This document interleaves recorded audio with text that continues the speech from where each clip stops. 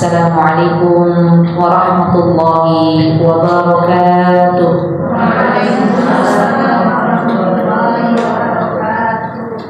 Alhamdulillahilladzi bi ni'matihi tatimmus shalihat.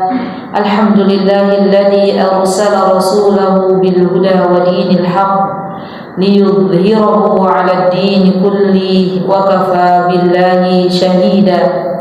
Nashhadu an la ilaha illallah wahdahu la syarika lah wa nashhadu anna Muhammadan abduhu wa rasuluhu sallallahu alaihi wa ala alihi wa ashabihi wa man tabi'ahum bi ihsanin ila yaumiddin. Allahumma inna nas'aluka 'ilman nafi'an wa rizqan thayyiban wa 'amalan mutaqabbalan. Allahumma 'allimna ma yanfa'una wanfa'na bima 'allamtana wa zidna 'ilman tanfa'una bih. Allahumma sallimna Ramadan wa sallim lana tasliman. Allahumma a'inna 'ala dzikrika wa syukrika wa husni ibadatik.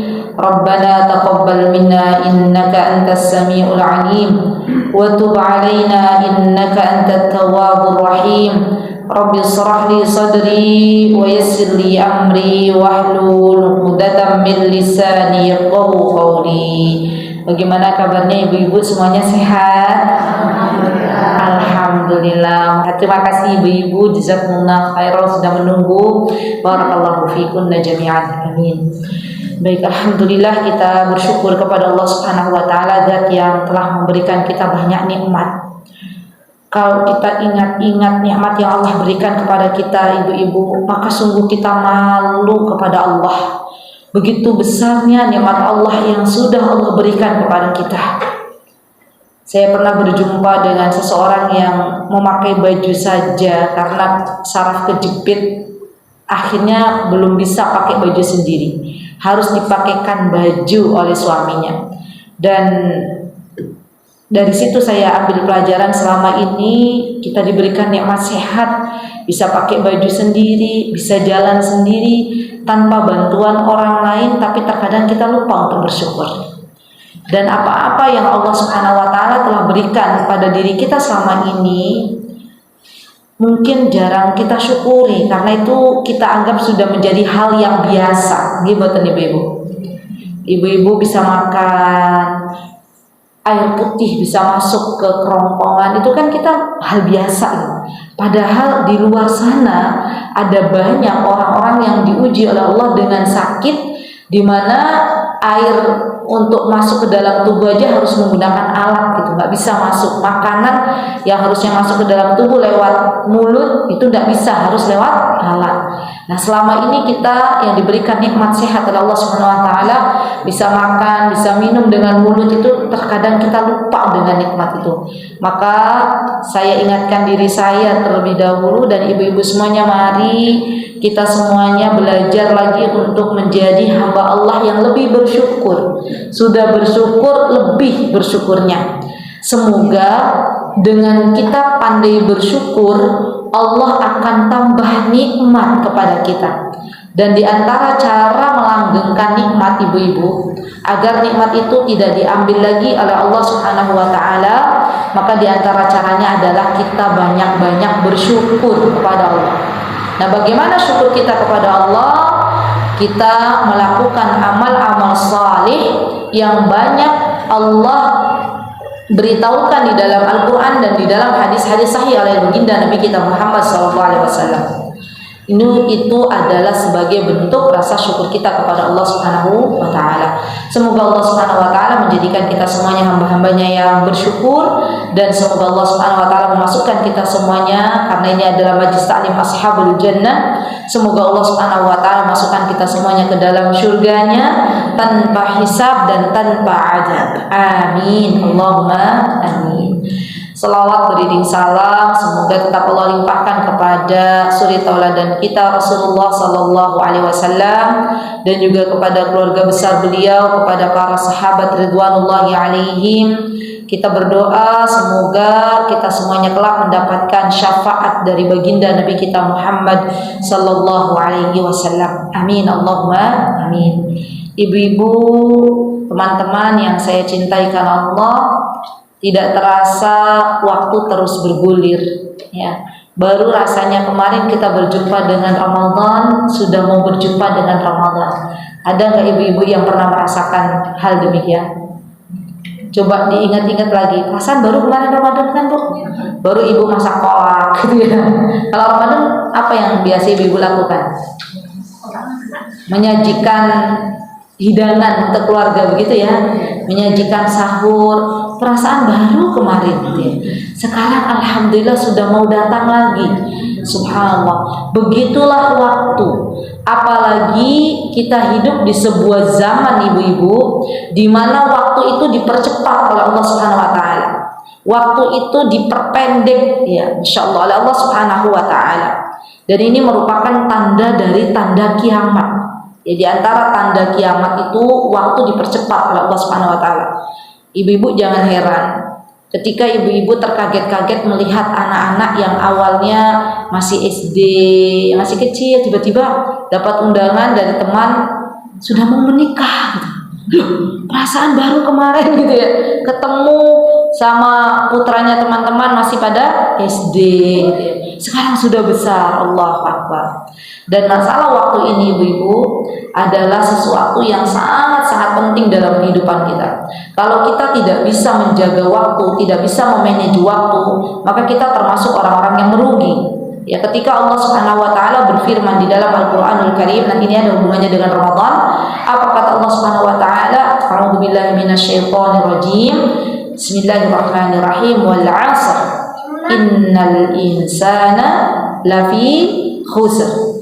Illa alladhina amanu wa 'amilus shalihat wa tawasaw bil haqqi wa tawasaw bis sabr. Kata Allah Subhanahu wa taala, demi masa, demi waktu, lihat. Kalau Allah sudah bersumpah di dalam Al-Qur'an, itu menunjukkan keagungan sesuatu yang Allah sumpah dengannya. Berarti waktu ini adalah sesuatu yang Allah agungkan.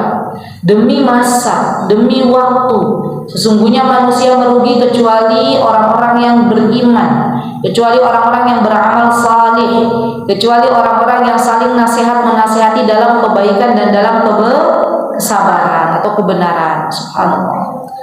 Nah, di antara waktu 1 tahun yang Allah telah ciptakan, ada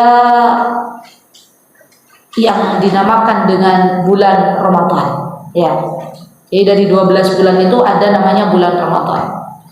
Bulan Ramadan jatuh setelah bulan apa ibu-ibu? Sya'ban. Setelah bulan Ramadan bulan apa? Setelah bulan Syawal bulan apa? Ayo ibu-ibu.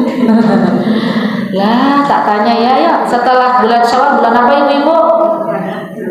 Dzulqa'dah. Setelah bulan Dzulqa'dah hafal kalau ini ibu ya. Dzulhijjah. Setelah bulan Dzulhijjah Muharram. Setelah Muharram Safar. Setelah Safar Rabiul Awal. Setelah Rabiul Awal Rabiul Akhir. Setelah Rabiul Akhir Jumadil Awal. Setelah Jumadil Awal Jumadil Akhir. Setelah Jumadil Akhir Rajab. Sya'ban baru Ramadan. Yuk PR yuk. Dihafalkan lagi ya. Ini kan bagian dari belajar agama ya. Kalau kayak Januari, Februari, Maret, April itu kita udah lancar di luar kepala, ya kan? Pasti kita hafal. Habis Maret apa? April. Habis April apa? Mei. Sebelum Mei apa? April. Gitu ya Bu. Mau bolak-balik apa? Kenapa bisa begitu Ibu? Karena kita hafalinnya waktu kecil, ya kan?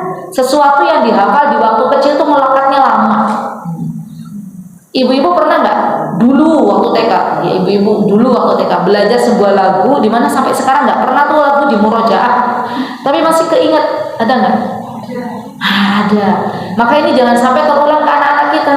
Anak-anak kita dari kecil sudah diajarin, ayo kan?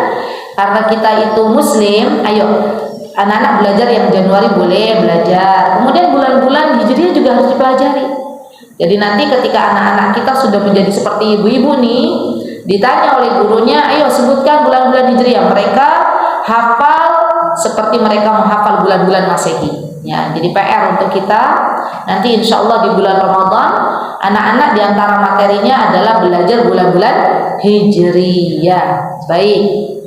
Nah, Allah Subhanahu wa taala ibu-ibu memilih bulan Ramadan menjadi bulan yang spesial, menjadi bulan yang istimewa. Kira-kira kalau boleh saya tanya ibu-ibu, kenapa Allah jadikan bulan Ramadan sebagai bulan yang spesial? Karena di situ banyak pahala. Ada lagi? Banyak ampunan. Kemudian bulan diturunkannya Al-Quran. Kemudian ada lagi? Pintu surga dibuka, pintu neraka ditutup, setan-setan dibelenggu. Itu semuanya menjadi keistimewaan bulan Ramadan. Dan bulan Ramadan yang paling spesial, ya karena tadi sudah kita sebutkan satu persatu, dan yang paling spesial adalah bulan diturunkannya Al-Quran. Bu, yang namanya Al-Quran itu akan membawa kebahagiaan untuk siapapun yang dekat dengannya, dan pasti akan Allah berikan kemuliaan bagi siapapun yang dekat atau yang berhubungan dengan Al-Quran itu sendiri. Ya, di antara bulan dalam 12 bulan ada bulan Ramadan. Kenapa bulan Ramadan? Karena di antara keistimewaannya adalah diturunkannya Al-Quran. Kenapa kota Mekah itu menjadi kota yang paling istimewa, yang paling spesial di muka bumi ini? Karena kota Mekah adalah kota yang diturunkannya Al-Quran. Kenapa Nabi kita Muhammad Sallallahu Alaihi Wasallam menjadi Nabi yang spesial? Ya kan Bu? Kalaupun para nabi-nabi zaman dahulu seperti Nabi Musa, Nabi Isa alaihi wassalam masih hidup di zamannya Nabi Muhammad SAW, maka pasti Nabi Musa dan Nabi Isa ikut ke dalam agamanya Nabi kita Muhammad SAW. Berarti spesial nggak? Spesial. Kenapa bisa spesial? Karena Al-Quran diturunkan kepada beliau. Mukjizat terbesar Nabi kita Muhammad SAW adalah Al-Quran. Kenapa malaikat Jibril menjadi malaikat yang paling spesial? Ibu-ibu. Karena wahyu diturunkan melalui malaikat Jibril. Dan hati kita, kalau kita berdekatan dengan Al-Quran, anak-anak kita, kalau anak-anak kita dekat dengan Al-Quran, keluarga kita kalau dekat dengan Al-Quran, maka pasti ini sudah janjinya Allah jadikan spesial baik di dunia maupun di akhirat. Subhanallah. Jadi tidak ada ruginya kita dekat dengan Al-Quran. Justru di dalam kehidupan dunia yang hanya sebentar ini, dekatilah Al-Quran, karena di situ adalah pedoman hidup kita.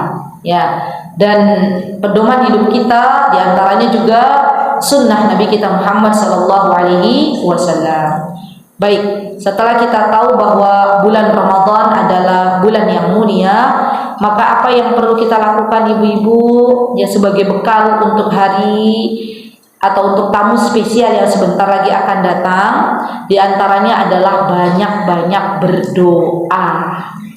Karena kita tidak tahu apakah kita termasuk yang digolongkan oleh Allah Subhanahu wa taala untuk bisa berjumpa dengan bulan Ramadan, atau ternyata Allah sudah panggil kita duluan sebelum kita berjumpa dengan bulan Ramadan.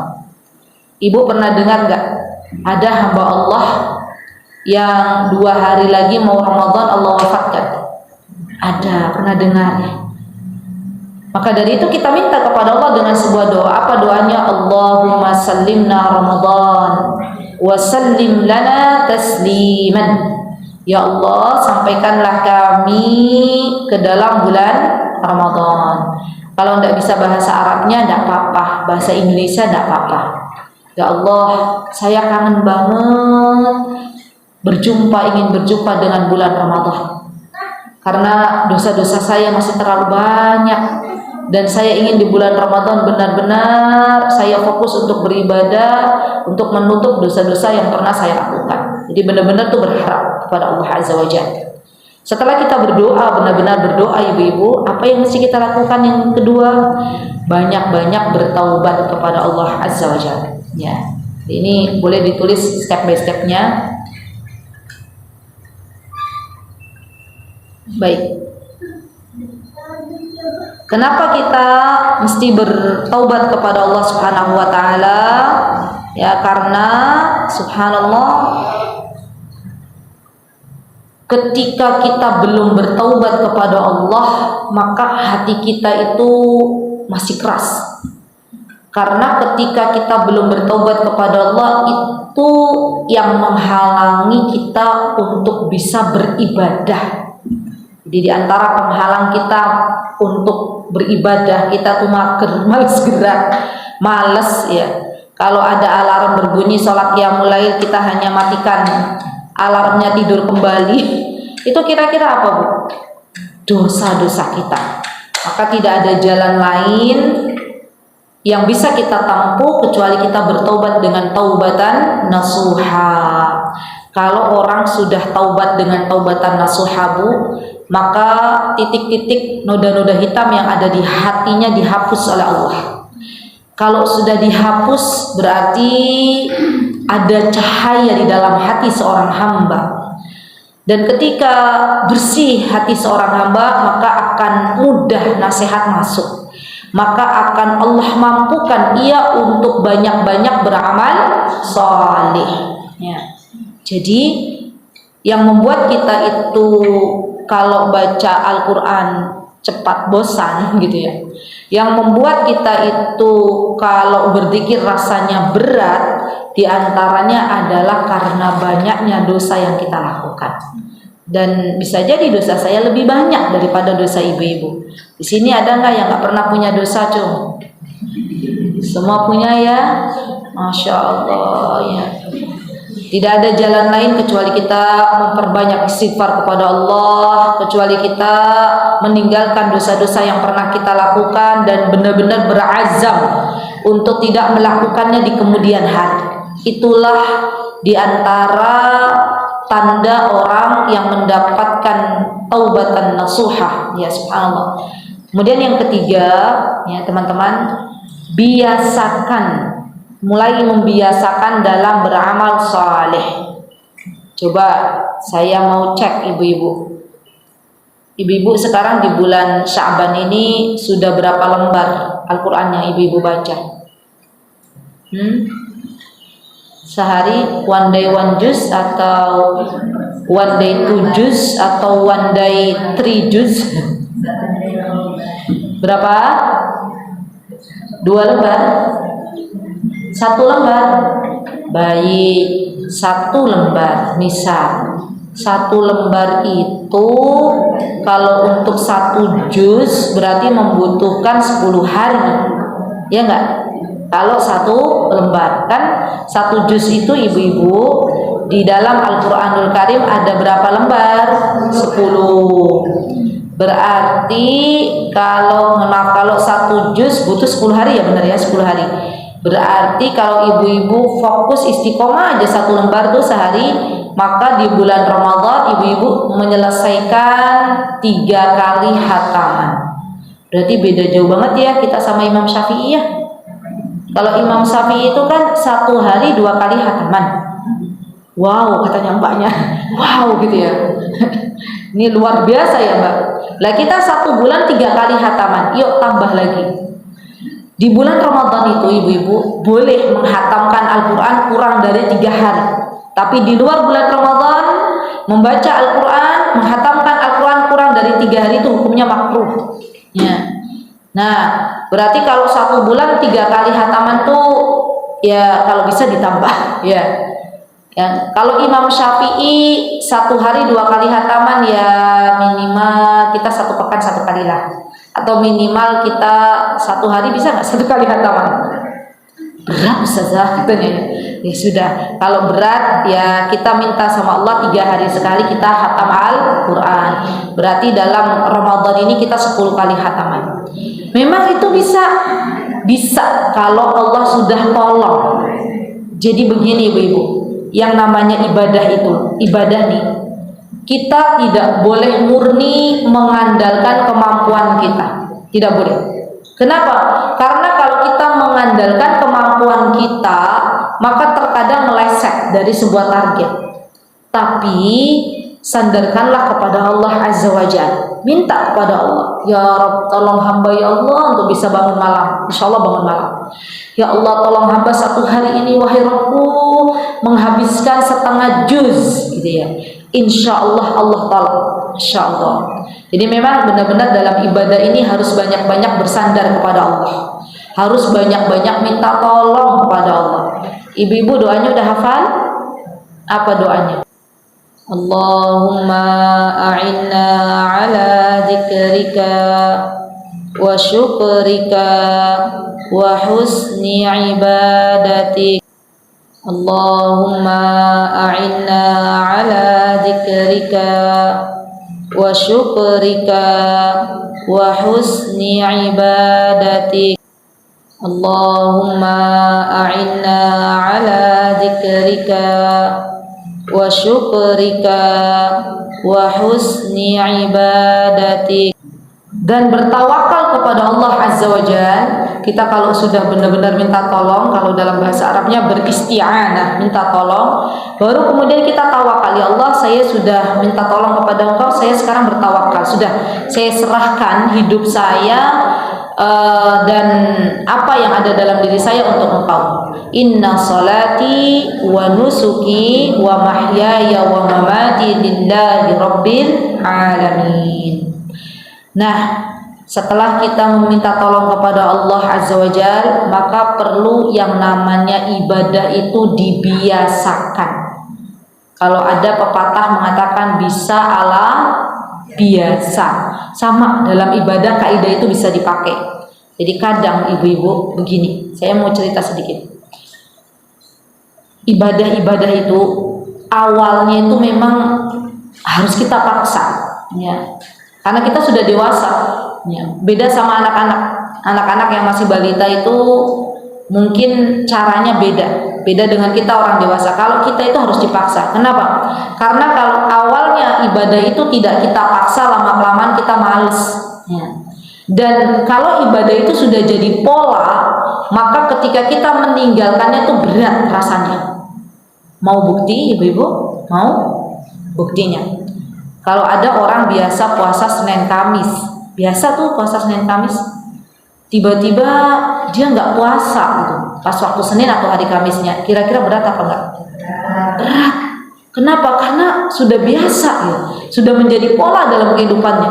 Awal-awal untuk puasa Senin Kamis itu berat. Awal-awal rasanya lapar, biasanya makan kan Bu jam 7, ini harus puasa, harus menahan lapar. Siang-siang matahari terik. Biasanya kalau siang itu langsung minum air es, misalnya ibu-ibu, ini harus menahan sampai matahari tenggelam. Atau ibu-ibu biasanya yang biasa sholat malam, udah biasa tuh. Subhanallah, setiap malam Allah bangunkan. Suatu hari tidak dibangunkan sama Allah. Bangun-bangun mungkin ibu habis safar gitu, habis bepergian, kecapean, akhirnya bablas sampai subuh. Adzan subuh baru bangun. Kira-kira orang yang sudah terbiasa sholat malam Bu, kemudian Allah bangunkan subuh, ada rasa gelo nggak, apa bahasanya gelo ya? Menyesal. Ya Allah, kenapa baru dibangunkan subuh? Ya Allah, saya nggak bisa tahajud gitu kan? Awal-awalnya untuk bangun malam itu perlu prosesnya Bu, perlu. Kadang sampai kantuk-kantuk gitu ya, tapi butuh perjuangan. Disinilah letak sebuah perjuangan untuk beribadah kepada Allah Bu. Daripada kita nyesalnya nanti di akhirat, lebih baik kita berlelah-lelah di dunia. Orang yang sudah meninggal, ya, mereka minta kepada Allah, Rabbirji'un, ya Allah kembalikan aku ke dunia. Kata yang sudah meninggal, saya mau melaksanakan barang 1 rakaat salat sunnah. Ya Allah kembalikan ke dunia, saya mau sedekah. Ya Allah kembalikan ke dunia, saya mau berbakti kepada suami, berbakti kepada kedua orang tua. Tapi ternyata kata Allah Subhanahu wa taala, kalla, tidak bisa, sudah beda alam. Nah, daripada kita menyesalnya di sana, mending di sini kita berlelah-lelah. Kapan kita panennya Bu? Seorang muslim itu kapan panen pahalanya? Nanti di surganya Allah Subhanahu wa taala. Jadi ibadah itu harus kita paksa. Dan terkadang ya Ibu, subhanallah, apa yang menjadikan kita selama ini tuh berat dalam beribadah tadi karena dosa-dosa. Dan agar lebih mudah kita untuk bisa memaksakan diri dalam beribadah itu ingat kematian. Itu senjata pamungkas. Kalau kita itu belum bisa menahan hawa nafsu kita, maka ingat kematian. Kematian itu, ajal itu tidak bisa ditunda barang sedetik. Kalau sudah datang maka on time. Ya, kalau sudah datang ajal. Dan kita tahu setelah kematian ada kehidupan. Dan kehidupannya di akhirat itu panjangnya luar biasa. Sudahkah kita menyiapkan bekal untuk hari setelah kematian? Tanya diri kita masing-masing. Ya Allah, bekal saya masih sedikit ya Allah. Mungkin kalau ada orang ya Bu, kematian itu datang minta izin dulu, kira-kira orang yang dimintain izin oleh kematian bilang nggak? Sebentar, tunggu, gitu nggak? Tunggu sebentar, saya belum mewakafkan tanah gitu ya. Saya belum apalagi ngaji, saya belum begini. Tapi yang namanya kematian itu rahasia Allah. Kapan saja bisa datang, nggak harus nunggu orang sakit dulu, nggak harus nunggu orang sepuh dulu. Ya kalau kematian datang maka dengan cepatnya dia datang. Nah disinilah kita harus cepat untuk beramal soleh. Jadi kaidah dalam beramal soleh itu cepat, Bu, tidak menunda-nunda dan kerjakan walau mungkin menurut kita itu adalah amal soleh yang kecil. Karena sesuatu yang kecil kalau dibiasakan akan menjadi besar di hadapan Allah Subhanahu wa taala. Baik. Setelah kita terbiasa membaca Al-Qur'an, setelah kita terbiasa sedekah, setelah kita terbiasa bangun malam, maka ketika datang bulan Ramadan, kebiasaan-kebiasaan tersebut akan ringan kita jalankan. Ya, karena kita sudah mulai pemanasan nih. Dari kapan pemanasannya? Dari jauh-jauh hari, dari bulan Rajab, dari bulan Syaban, bahkan mungkin sebelumnya kita sudah pemanasan. Jadi datang bulan Ramadan kita sudah enak aja, alhamdulillah, subhanallah. Maka dari itu, yuk yang masih belum membiasakan kita mulai dibiasakan. Ya, dari setelah kita keluar dari kajian kita mulai harus ada target. Kira-kira apa target kita untuk beramal soleh? Oh, saya mau membiasakan ngaji, ya, baca Al-Quran. Oh, saya mau membiasakan sedekah. Oh, saya mau membiasakan memberikan makan. Oh, saya mau membiasakan apa ibu-ibu yang biasanya di bulan Ramadan dilakukan, salat malam gitu ya. Itu ibu tulis di list. Nanti setelah itu kalau malam sebelum tidur dimuhasabah lagi, dievaluasi lagi. Insya Allah nyampe di bulan Ramadan ibu-ibu sudah biasa. Ya, semoga Allah berikan kemampuan untuk kita semuanya. Baik. Kemudian setelah kita bertaubat kepada Allah, setelah kita banyak berdoa kepada Allah, setelah kita membiasakan amal salih, maka yang keempat adalah kita menyambut, ya ini persiapan Ramadan, menyambut bulan Ramadan dengan riang gembira. Ya, saya tanya lagi ke ibu-ibu. Ibu-ibu senang nggak mau datang bulan Ramadan? Kenapa senang? Yakin, jujur. Bukan karena benar yakin ya. Itu tujuannya akhirat semua. Saya pernah tanya ke pedagang yang biasa jualan gitu ya. Senang nggak Bu datang Ramadan? Oh senang Ustazah. Senang kenapa Bu? Mulai orderan banyak katanya. Dan memang itu kan sesuatu yang tidak dipungkiri bagi para pedagang, apalagi kuker apa ya, kue kering gitu kan. Itu kan datang Ramadan artinya sebentar lagi Idul Fitri. Kalau sudah Idul Fitri berarti sebentar lagi apa? Banyak orderan gitu kan. Nah dari sini kita mulai menata hati kita. Untuk apa saya gembira dengan kedatangan bulan Ramadan? Bu, izinkan saya membagi sedikit ya tentang kenapa kita harus berbahagia dengan sesuatu yang Allah telah agungkan. Seseorang yang ia berbahagia, riang gembira menyambut sesuatu yang Allah agungkan, maka ini adalah mulia di sisi Allah Subhanahu wa taala. Jadi kalau ibu-ibu tadi bilang karena ada banyak pahala, bagus. Karena adanya bulan ampunan, bagus. harapannya kita itu menjadi hamba-hamba Allah yang mulia di sisi Allah Subhanahu wa taala. Baik, setelah kita menyambut bulan Ramadan dengan riang gembira, maka persiapan yang terakhir yang keberapa berarti? 5 ya. Coba berdoa, banyak bertaubat, membiasakan beramal, gitu ya. Perasaan udah lama gitu ya. Di atas pesawat tuh bilang, kata ibu. Terus pramugari ini sudah mulai membagi-bagikan makanan untuk berbuka puasa. Dikiranya jamaah karena sudah lama nahan lapar, dikiranya sudah masuk waktu buka puasa, dimakan sama jamaah itu ya. Baru kemudian beberapa waktu setelah dibagikan itu pramugarinya bilang, mari kita bersiap-siap untuk berbuka puasa. Jamaahnya serentak, sudah habis. Subhanallah. Dan itu terjadi, subhanallah. Berarti kalau dalam kondisi seperti ini nggak puasa dulu nggak apa-apa. Ya, jangan dipaksa. Nanti gampang dikodok. Kapan itu? Kalau sudah nggak bepergian.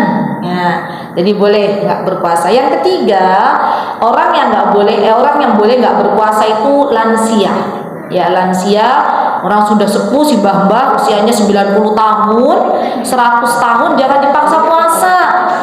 Ibu yang maksa puasa, kalau terjadi sesuatu kepada si mbahnya, ya apalagi sampai meninggal, kita yang bertanggung jawab. Jadi nggak usah, Mbah, kiat mboten puasa. Oh kuat, kan ada si mbah-mbah yang begitu. Coba dulu ya Mbah sehari, baru setengah hari gitu ya, ya udah buka aja gitu ya, nggak apa-apa. Nah, jadi itu juga lihat sikonnya, si mbah-mbahnya seperti apa.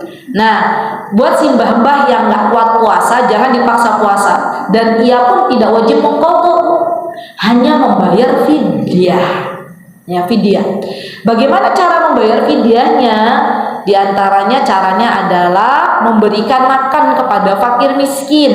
1 hari yang ditinggalkan puasa, 1 fakir miskin. Bisa setiap hari kita panggil fakir miskin, kita kasih makanan, bisa dijadikan 30 fakir miskin datang ke rumah, kita bikin, kan sekali masak dan sekalian masak, kita masak besar, kemudian kita bagi-bagi 30 orang itu untuk membayar fidyah, boleh ya.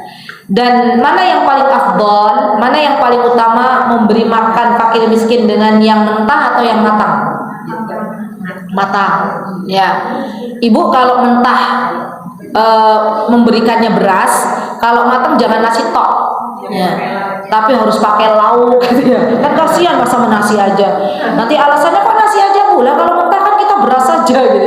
Jadi harus pakai lauk dan itu mengenyangkan ya. Sekiranya seberapalah fakir miskin itu kenyang, dan disitulah kita berikan ya. Baik, kemudian siapa lagi? 1, 2, 3. Wanita yang boleh tidak berpuasa, wanita yang haid ya. Kalau teman-teman haid maka nggak boleh berpuasa, walaupun kedatangan tamu haid itu 2 menit sebelum berbuka puasa. Nah, kan ada tuh teman-teman, pernah nggak merasakan itu? Mbak Wiwi pernah ya, Mbak Wiwi? Berapa menit lagi tuh? 10 menit. Udah puasa ya Allah, 10 menit lagi adzan maghrib, datang tamunya. Nah, kalau kayak gini cepat dibatalkan, atau boleh, sebagian ulama ada yang mengatakan kalau memang di semua rumah itu puasa maka ditahan dulu. Tapi 1 hari itu batal, harus diganti dengan hari berikutnya. Baik, kemudian yang kelima adalah wanita-wanita yang sedang nifas. Itu tidak boleh berpuasa ya. Dulu Bu, waktu saya melahirkan anak sulung saya di Yaman, dulu anak saya melahirkan tuh 30 Sya'ban. Bisa dibayangkan enggak? Besoknya puasa. Tapi saya bersyukur, ya udahlah, memang sudah alhamdulillah kondisinya sehat, saya juga lahiran normal, ya sudah, kita syukuri alhamdulillah ya. Hanya nifasnya jadi panjang, puasanya juga jadi panjang qadanya. Alhamdulillah Allah berikan kemampuan untuk mengqadha. Kemudian ada juga wanita yang boleh tidak berpuasa, diantaranya yang hamil dan menyusui Kalau memang tidak mampu untuk berpuasa atau merasa khawatir nanti bayi yang ada di di perutnya, janin yang ada di rahimnya itu nanti kalau puasa malah kelaparan, boleh nggak puasa. Atau yang ibu-ibu yang menyusui anak, ya kalau sampai puasa ternyata anaknya malah kelaparan, boleh juga nggak puasa, ya.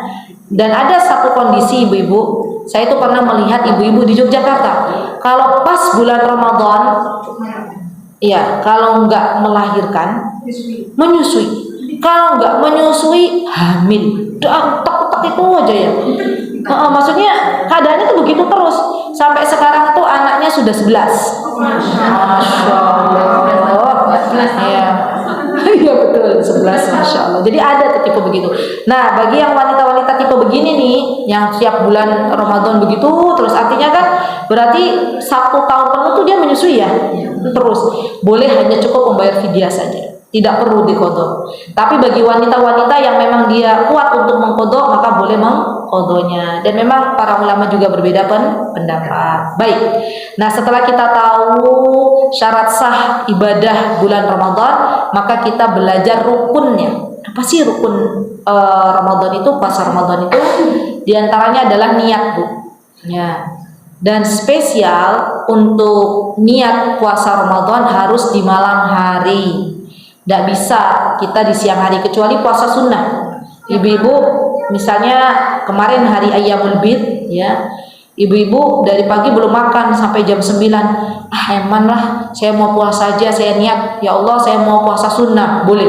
Tapi kalau puasa wajib dari malam hari, ya.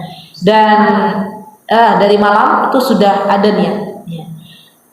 Dan niat ini kata para ulama ada dua cara.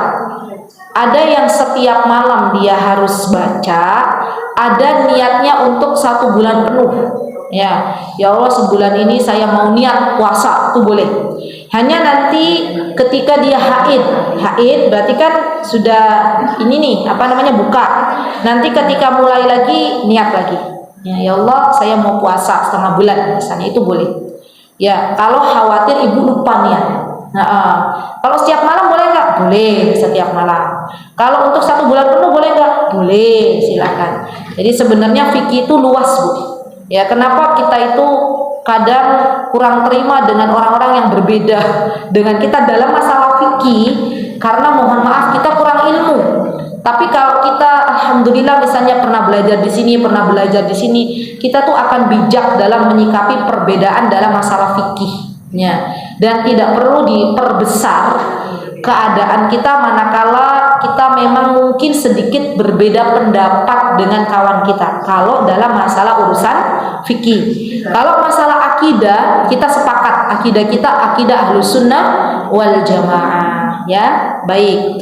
Kemudian yang kedua adalah di antara rukun dari ibadah puasa sendiri adalah menahan lapar dan dahaga serta menahan untuk tidak berkata-kata kotor dari mulai fajar subuh sampai matahari tenggelam.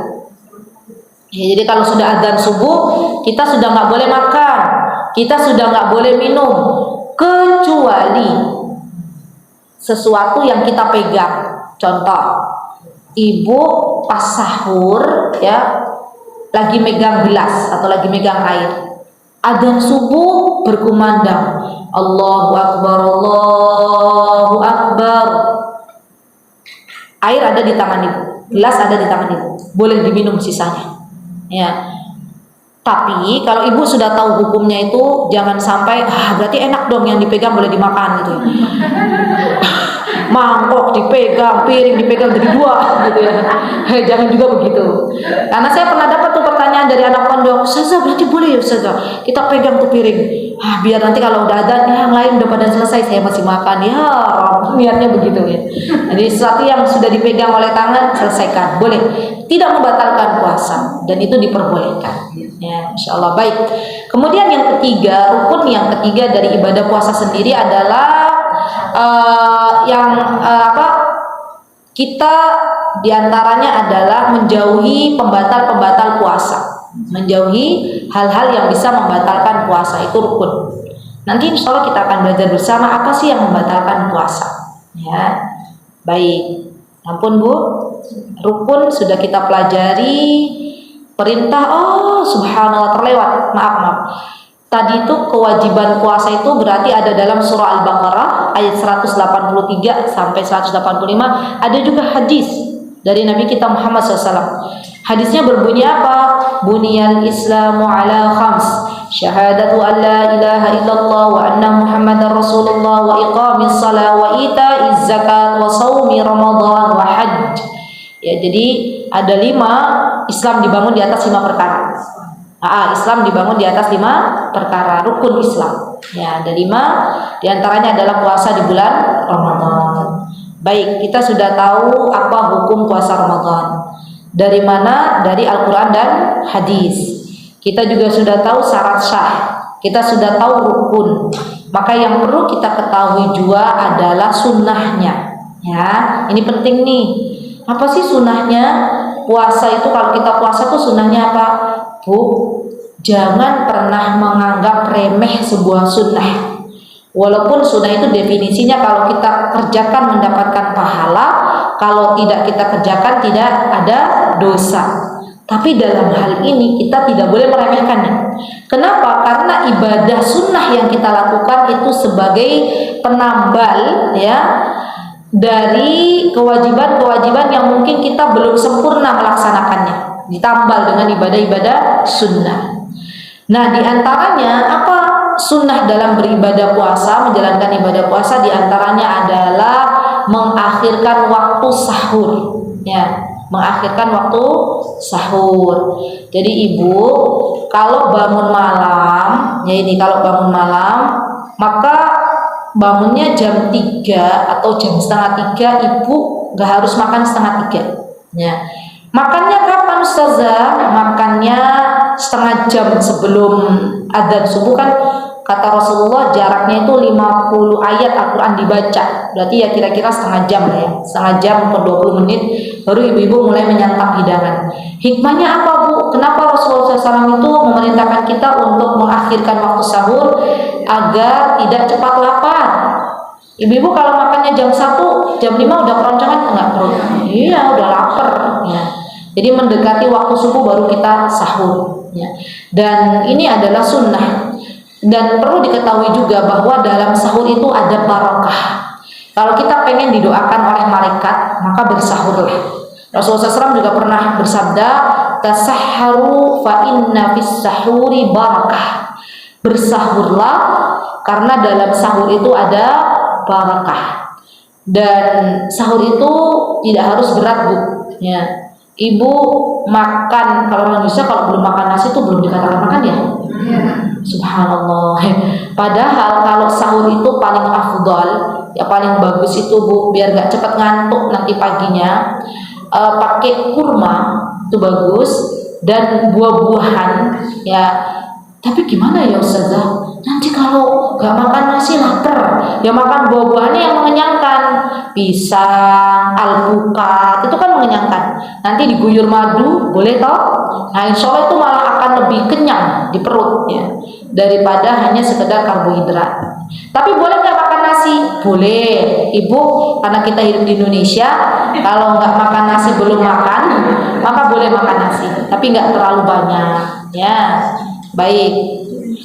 Nah, setelah kita tahu bahwa di antara sunnahnya adalah mengakhirkan sahur, dan di antara sunnahnya adalah menyegerakan berbuka. Ya, ini penting banget nih ibu-ibu. Jadi kalau Ramadan kemarin pas adzan maghrib kita masih di pasar kaget. Apa tuh? Apa tuh kalau di Indonesia ada pasar apa? Bukan pasar malam. Pasar kalau pas Ramadan itu loh, kalau di Green Hill nggak ada ya. Kalau di luar itu kan ada tuh, di masjid-masjid tiba-tiba ada pasar, bermunculan pedagang-pedagang itu. Pasar Ramadan ya, pasar Ramadan. Kalau sudah waktunya maghrib tiba, pastikan kita tuh udah siap-siap berdoa, siap-siap makan minum gitu ya, dengan apa-apa yang ada di depan kita. Banyak juga emak-emak udah adzan maghrib masih belanja ke sana kemari di pasar Ramadan itu. Jadi pastikan yuk bismillah, mulai tahun ini kita menjadi pribadi yang lebih baik dalam menyambut bulan Ramadan. Jadi kalau misalnya sudah waktu mendekati maghrib, pulang ke rumah, pulang ke sarangnya gitu ya, pulang ke rumah, kemudian bersiap-siap berdoa, kemudian bersiap-siap menyantap hidangan kalau adzan sudah berkumandang. Nah, disunahkan juga untuk menyantap hidangan berbuka puasa yang pertama kali masuk ke dalam mulut kita itu adalah kurma. Kalau nggak ada kurma apa Bu? Air putih, bukan es doger, bukan es campur, bukan kolak, bukan gorengan. Kan ini menjadi ciri khas warga Indonesia kan? Aku malah wajib. Coba Ibu, saya mau tanya jujur ya, jujur. Kalau di depan meja ini ada kurma, ada tuh kurma. Ada es campur nggak Bu? Es teler, es doger gitu ya. Es apalah gitu ya. Ada gorengan. Yang pertama kali disantap apa? Subhanallah. Padahal kita tuh tahu teorinya ya. Kita tahu ilmunya. Apa kata Allah? Kata Allah, makanlah makanan yang halal dan thayyib. Nah, alhamdulillah kita sudah tahu. Hanya kadang mengamalkannya rada-rada berat. Kenapa? Karena gorengan itu sudah melekat dalam diri kita. Ya subhanallah. Jadi Bu, sekarang ibu-ibu mulai pintar dalam menghidangkan hidangan. Bikinlah hidangan yang minimalis ya. Kalau sudah mendekati adzan yang ada di meja makan hanya kurma. Anaknya tanya, Bun, kok cuma kurma gitu ya. Ayahnya juga mulai tanya, biasanya Bunda kalau Ramadan ini sibuk gorengan, yang ada kok cuma kurma. Sebentar makan dulu yang ada gitu ya. Nanti setelah dimakan tuh kurma, baru setelahnya gorengan muncul, yang lain muncul, begitu ya. Siap nggak kira-kira tuh? Siap. Insya Allah. Walaupun mungkin pertama-tama pasti ada rasa berat ya. Kok minimalis banget, cuman kurma gitu ya. Kurmanya pilih yang nggak manis banget. Kurma Nabi boleh, kurma ajwa, atau sekarang masya Allah ya sudah banyak rutop. Rutop kan enak tuh. Beli Bu rutop kalau ada uang ya, beli rutop tuh sudah banyak yang masuk ke Indonesia, beli untuk hidangan pertama. Coba cek secara kesehatan saja, ketika kita berada dalam perut kosong kemudian masuklah kurma itu masya Allah bagus banget manfaatnya. Atau bisa juga ibu-ibu setelah kurma masuk, semangka masuk, jeruk masuk, wah masya Allah. Saya jamin insya Allah biidznillah ta'ala kalau cara berbukanya bagus, cara sahurnya bagus, timbangannya nggak ke kanan gitu ya, timbangannya ke kiri gitu ya.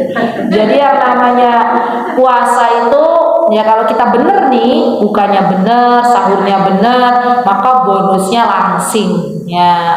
Tapi bukan tujuan utama diet ya untuk puasa. Kita tujuan utamanya adalah mencari pahala. Nah, selama ini apa yang menjadikan kita kalau pas puasa timbangannya ke kanan? Banyak makan manis, banyak makan gorengan, aji mumpung karena buka puasa semuanya dihidangkan, nasinya banyak, esnya banyak, padahal nggak semuanya kemakan. Ya, siap ibu-ibu, kita berbuka secara minimalis. Insya Allah. Bismillah ya. Kita berazam semoga Allah mudahkan. Baik, amin. Kemudian di antara sunnah dalam bulan Ramadan adalah salat tarawih. Ya, masya Allah, salat tarawih. Jadi salat tarawih ini spesial ada di bulan Ramadan, masya Allah ya. Dan rasanya kalau ibu-ibu pas awal-awal bulan Ramadan tuh seneng gitu ya Bu, melihat orang berbondong-bondong, bapak-bapaknya ke masjid, masya Allah penuh masjid, ya Allah seneng banget ya. Ya itulah subhanallah kenapa bulan Ramadan tuh Allah berikan itu, karena pintu surga dibuka, pintu neraka ditutup rapat, sehingga banyak amal solih yang ringan untuk dikerjakan oleh kaum muslimin. Baik, setelah kita tahu sunnahnya, terakhir adalah kita harus mengetahui pembatal-pembatal puasa. Terakhir, apa pembatal-pembatal puasa? Di antaranya satu, makan dan minum dengan disengaja. Ini batal puasa. Ibu siang-siang haus, tahu tuh lagi puasa, tiba-tiba dibuka airnya teguk-teguk, itu batal nggak? Batal. Tapi kalau lupa, ibu habis nganter anak ke sekolah, memang benar-benar lupa, lapar banget perut, ya masih ada sisa sahur di meja makan, ibu-ibu makan lahap satu piring habis, minum juga, baru keinget, astagfirullah kan puasa tadi sahur, lanjutkan. Berarti itu rizki dari Allah. Ya, ada nggak yang pernah begitu? Ah, pernah ibu, masya Allah, nikmat nggak bu? Hah? Belum waktu buka puasa dari air minum. Terus lupa itu, diminum habis satu gelas. Itu namanya ngeleh. Masya Allah. Ya udah, itu namanya rizki dari Allah. Lanjutkan puasanya ya, masya Allah. Jadi kalau lupa boleh. Yang membatalkan itu kalau sengaja.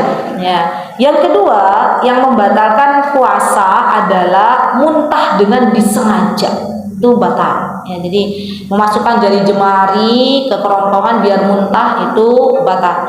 Tapi kalau ada misalnya orang nggak enak badan tiba-tiba muntah, nggak sengaja, itu batal atau batal? Tidak, ya tidak batal. Yang disengaja aja. Yang ketiga, apabila suami istri melakukan hubungan suami istri, ya itu juga batal. Dan hati-hati bagi suami istri yang melakukan hubungan suami istri di siang bulan Ramadan ini, ada kafarohnya. Ya, masya Allah. Jadi bilang ke bapak-bapaknya, ke suaminya ibu-ibu, Ramadan siang harinya off dulu, gitu ya. Ya, jadi itu harus benar-benar kesepakatan di awal. Ya, baik. Yang keempat, yang membatalkan ibadah puasa Ramadan adalah keluarnya mani. Itu juga batal. Ya. Kemudian yang terakhir adalah memiliki niat untuk berbuka, sudah itu batal. Baru niat, kayaknya ya saya hari ini nggak kuat puasa, niat mau berbuka. Tiba-tiba ibu-ibu bilang, tapi puasa aja deh, itu sudah batal itu, karena sudah ada niat. Ya, walaupun belum terucap di dalam hati, niat mau batalin puasa sudah batal. Ya, hati-hati ya bu nanti. Jadi jangan sampai punya niat untuk berbuka puasa, karena niat dalam berbuka puasa itu sudah batal. Ya, baik.